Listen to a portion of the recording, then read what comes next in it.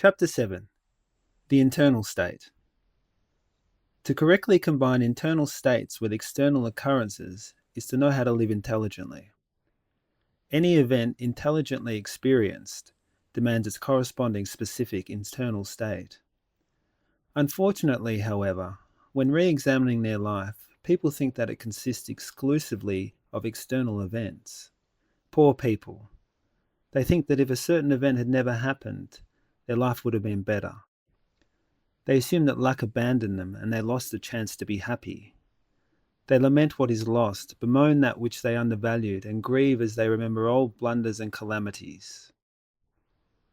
People do not want to realize that vegetating is not living, and that the capacity to exist consciously depends exclusively on the quality of the internal states of the soul.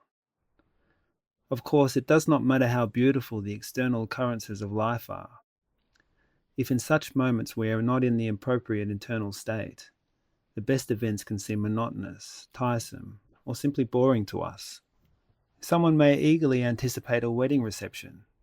It is a special occasion. However, it could happen that he may be so preoccupied at the precise moment of the event that he really finds no pleasure in it, and the whole thing becomes as dry and as cold as protocol.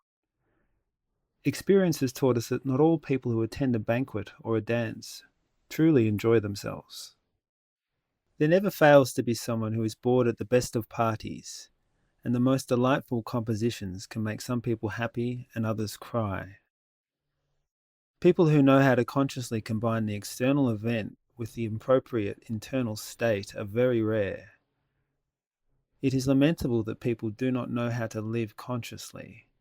They cry when they should laugh, and laugh when they should cry.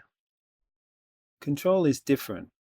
The wise can be happy, but never filled with a wild frenzy, sad, but never desperate and depressed, serene in the midst of violence, abstinent in an orgy, chaste when surrounded by lust, etc.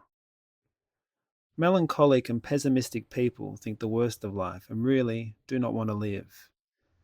Every day we see people who not only are unhappy, but who also, and this is even worse, make the lives of others miserable.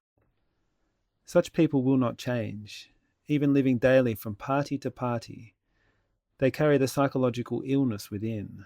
The internal states of such people are definitively perverse. Nonetheless, such people consider themselves just, saints, virtuous, noble, obliging, self-sacrificing, etc., etc., etc. They are people who think about themselves a great deal, who love themselves very much. Such individuals feel a lot of self-pity and always look for ways to evade their own responsibilities. Such people are accustomed to inferior emotions, and obviously for this reason, every day they create infrahuman psychic elements. Unhappy events, reversals of fortune, misery, debts, problems, etc., belong exclusively to those people who do not know how to live. Anyone can develop a rich intellectual culture, but very few are the people who have learned to live honourably. When someone wants to disassociate external events from his internal states of consciousness, he clearly demonstrates his incapacity to live with dignity.